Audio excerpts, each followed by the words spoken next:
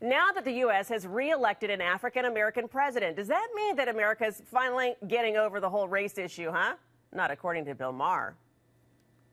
From Bill O'Reilly interrupting the president 48 times in a 15-minute interview, to Joe Wilson heckling him in a speech before Congress, to Arizona Governor Jan Brewer sticking a finger in his face, something unprecedented is happening in the way conservatives disrespect this president. So those examples he made there did happen before this recent election, but the opinion that race still plays a role in American politics doesn't appear to be a partisan issue. Here's former GOP candidate Herman Cain just a couple days ago on Morning Express on part of President Obama's victory speech. A lot of narrative that has divided us. So with all due respect to what the president is saying, we are a divided nation right now.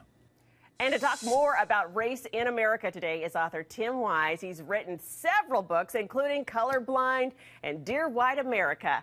Thanks for joining us, Tim. Okay, you get right in the face of your readers with your books. Tell us now here, can America ever get over the race issue? What do you think?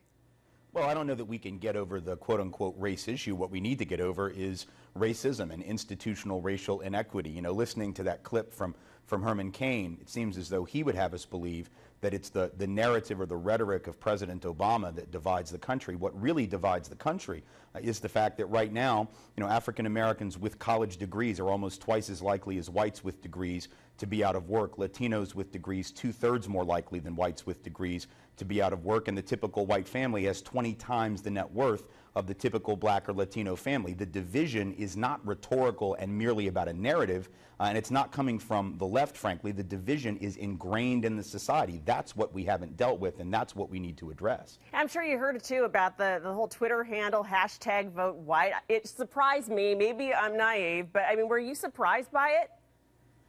No, not really. You know, the reality is there is a segment of white America, and unfortunately it is relatively large, that is not prepared for the world as it is. They've been in this echo chamber of their own creation where they assume everyone thinks like them, where they talk about, you know, wanting to take the country back to some fictive past that really was, you know, they nostalgize because they remember it fondly, but for people of color it was never good. For most women it was never good. For LGBT folks it was never good. And when they're stuck in the past like that, the idea of having to move forward into a multicultural, multiracial, multi-ethnic, multi-religious democracy frightens them. But you know, there's a time when you have to pull on your long pants and be an adult and deal with the world as it is, not the way it existed in Mayberry circa 1962.